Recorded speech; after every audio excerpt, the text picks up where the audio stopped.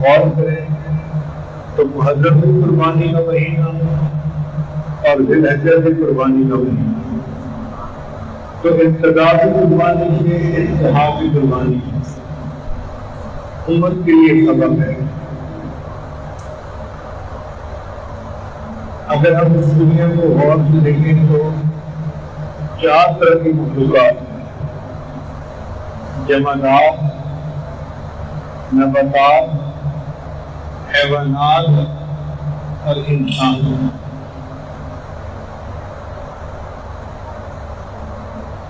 ہر مخلوق کا جو نام ہے اس کا پہلا حرف اس کی صفت بتاتے ہیں۔ جمادات کے اندر جسامت ہوتی ہے، پتھر ہے، جسامت ہے، نہ بڑھے گا نہ گھٹے گا، ویسے ہی رہے گا، رسان ہوگا۔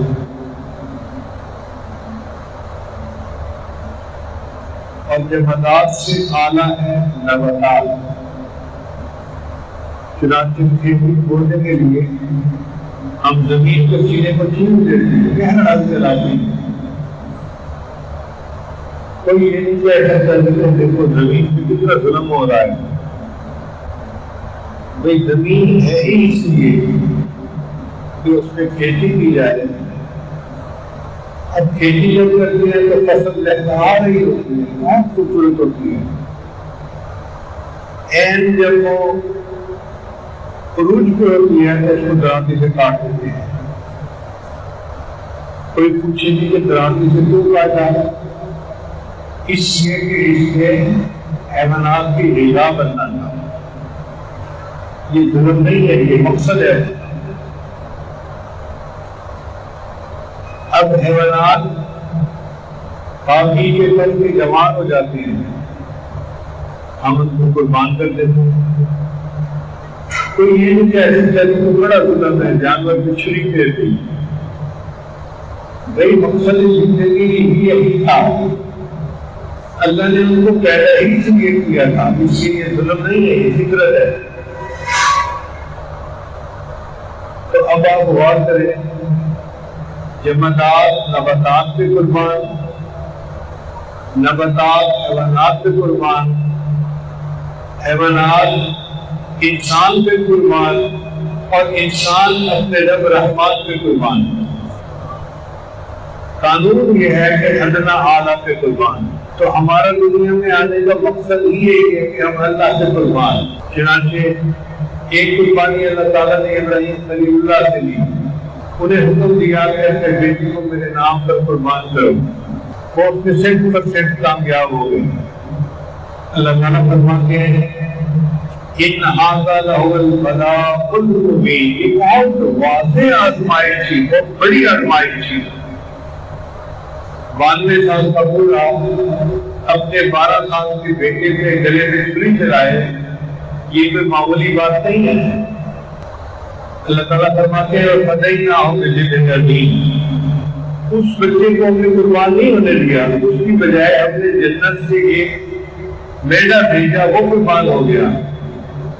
سلام علی ابراہیم، ابراہیم تم پہ سلام کی ہو، ابراہیم تمہیں شاباش ہو، ابراہیم تم جیتے رہو۔ تم نے کتنی اچھی قربانی کی، کتنے پیارے الفاظ سے اللہ نے ان کو اپریشیٹ کیا ہے کہ ابراہیم تم نے کتنا اچھا کام کر دکھایا، تم پہ سلامتی ہو، تم جیتے رہو۔ پھر اللہ نے وہ قربانی آنے والی امتوں میں جاری فرما دی، فرمایا وَتَرَكْنَا عَلَيْهِ فِي الْآخِرِينَ، ہم نے آنے والوں میں اس سنت کو جاری فرما دیا۔ چنانچہ عید الاضحیٰ پہ ہم جو جانور قربان کرتے ہیں وہ ابراہیم خلیل اللہ کی سنت ہے۔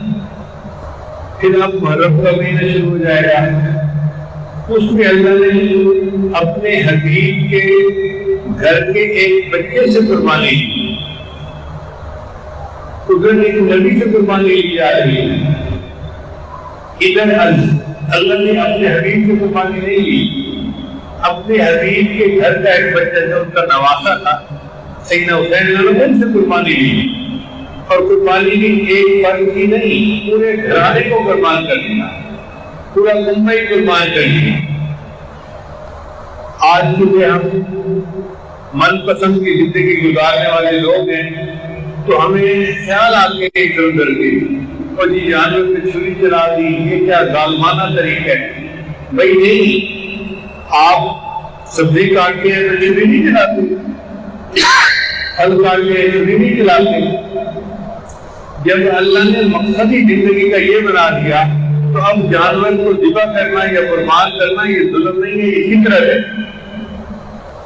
باقی یہ انسان کی یہ سعادت ہے کہ اگر وہ اللہ کے دین کے لیے اللہ کے نام پر اپنی جان کو قربان کر دیں۔ حدیث مبارکہ میں آتا ہے کہ شہید کے خون کا پہلا قطرہ گرتا ہے، اللہ تعالیٰ اس کی زندگی کے سب گناہوں کو معاف فرما دیتے ہیں۔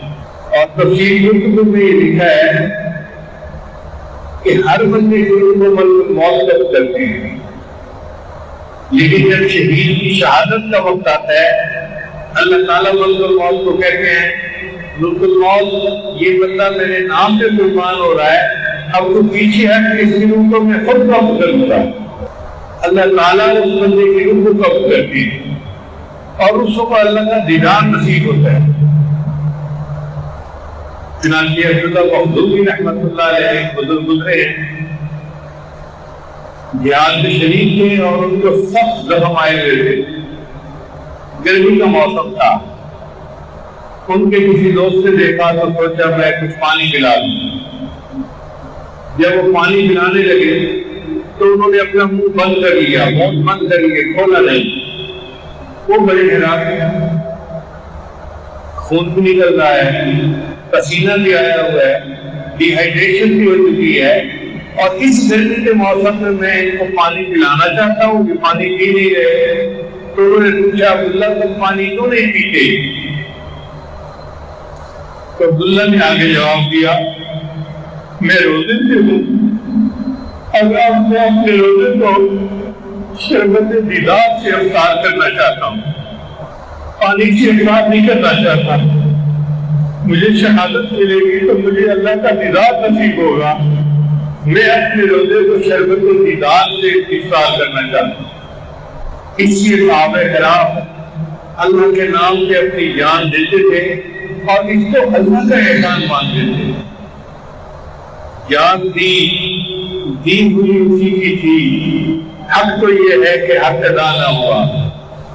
ہمیں کیا پتا کہ اللہ تعالیٰ اس شہید کو کیا اجر عطا فرماتے ہیں۔ حدیث مبارکہ میں آتا ہے کہ اللہ تعالیٰ جنتیوں سے پوچھیں گے کہ تم نے جنت کا مزے پا لیے؟ سب کہیں گے یا اللہ ہم نے خوب مزے اٹھا لیے۔ اللہ پوچھیں گے تم میں سے واپس دنیا میں جانا چاہتا ہے؟ سب کہیں گے کہ ہم تو نہیں جانا چاہتے، ہم اس آپ کی رضا والی پسندیدہ جگہ جنت میں جو آ چکے ہیں ہم کیوں جائیں گے؟ ایک بندہ ہوگا کھڑا ہوگا، اللہ میں جانا چاہتا ہوں۔ اللہ پوچھیں گے تو ہے کون؟ اللہ میں شہید ہوں، اور جب دنیا میں مجھے شہید کیا گیا تھا تو جو لطف اور مزہ مجھے اس وقت آیا تھا وہ مزہ جنت میں بھی آ کے نہیں بھولا۔ میں چاہتا ہوں محیا ثم اقتل، محیا ثم اقتل، مجھے زندہ کیا جائے پھر شہید کیا جائے، پھر زندہ کیا جائے پھر شہید کیا جائے۔ اس سے آپ اندازہ لگائیں کہ شہید کو اللہ تعالیٰ کی طرف سے کیا نعمت ملتی ہے۔ یہ جنجالی فتنے کا دور ہے، اپنے دل میں تو تمنا رکھیں کہ کوئی بھی موقع آیا اور دین کی خاطر ہمیں اپنی جان دینی پڑی تو ہم اللہ کا احسان مانیں گے اور اپنی جان کا نذرانہ پیش کریں گے۔ حضرت حدیث کا نے لکھا ہے کہ میدان احد سے ایک دن پہلے کی بات ہے، تیاری ہو رہی ہے۔ ایک دوست دوسرے دوست کو کہتے ہیں کل تو جہاد شروع ہو جائے گا، آؤ آج میں دعا کرتا ہوں آپ آمین کہنا، پھر آپ دعا کرنا میں آمین کہوں گا۔ چنانچہ اس نے دعا مانگی اللہ کل میرا مقابلہ کسی بڑے قوی دشمن سے ہو، وہ مجھ سے وار کرے میں اس سے وار کروں، اللہ پھر میں ایسا وار کروں کہ اس کو تیرے راستے سے قتل کروں اور دشمن کے سرغنے کو مارنے کی سعادت مجھے نصیب ہو۔ دوسرے نے آمین کہی اور دوسرے کی باری تھی، اس نے دعا مانگی اللہ کل میرا مقابلہ بڑے قوی دشمن کے ساتھ ہو، وہ مجھ پہ وار کرے میں اس پہ وار کروں، اور پھر اللہ وہ ایک ایسا وار کرے کہ مجھے تیرے راستے میں شہید کر دے، اور اے اللہ پھر وہ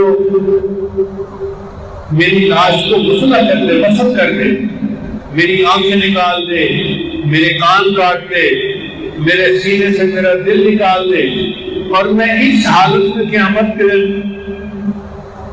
آپ کے سامنے پیش کیا جاؤں اور آپ مجھ سے پوچھے کہ میرے بندے تو کس حال میں میرے سامنے آیا ہے، تو میں کہوں کہ اللہ میں اپنی جان کا نذرانہ آپ کے نام پہ پیش کر کے آیا ہوں۔ وہ صاحب کہتے تھے کہ جیسے تو آپ مانگی گئی وہ دعا اسی طرح ثابت ہوئی، مگر میں نے دشمن کے سرغنے کو قتل تو کیا، اور آج میں افسوس کر رہا ہوں کہ میرے دوست کی دعا میری دعا سے زیادہ بہتر تھی۔ تو وہ چاہتے تھے کہ اللہ کے نام پہ اگر ان کا موقع بھی کوئی کر دیتا ہے تو کرے، اللہ ہمیں قبول فرما لے۔ یہ سونا میرے دکھ میں گرا دی جن میں سکھ رسول لے جاوا، اگر میرا یار میرے دکھ سے راضی ہے تو میں سکھوں کو چولہے میں ڈالنے کے لیے تیار ہوں۔ تو اس لیے ذی الحجہ اور محرم یہ ہمیں قربانی کی یاد دلاتے ہیں۔ علامہ اقبال نے کہا تھے ہمیں ایک تیرے مار کا آراؤں میں،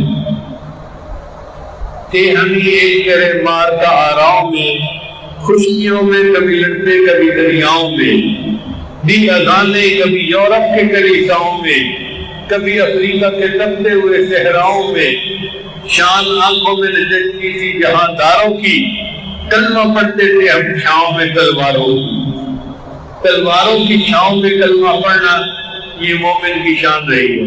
اس لیے کہتے ہیں شہادت ہے مطلوب و مقصود مومن، نہ مال غنیمت نہ کشور کشائی۔ علامہ اقبال نے پوری صورتحال کو ایک شعر کے اندر سمیٹ دیا، فرماتے ہیں غریب و سادہ و رنگین ہے داستان علم۔ غریب کا مطلب ہوتا ہے جو ون بلین ہو، بہت شاد، تو یہ داستان بہت انوکھی ہے، سادہ ہے، رنگین سے مراد اون سے رنگین ہے۔ غریب و سادہ و رنگین ہے داستان علم، نہایت اس کی حسین ابتدا ہے اسماعیل، انتہا اس کی سیدنا حسین پر آ کر ہوئی اور ابتدا اس کی سیدنا اسماعیل علیہ السلام سے ہوئی۔ غریب و سادہ و رنگین ہے داستان علم، نہایت اس کی حسین ابتدا ہے اسماعیل۔ تو یہ دونوں مہینے ہمیں قربانی کی یاد دلاتے ہیں۔ اللہ تعالیٰ ہمیں ایمان کی حرارت عطا فرمائے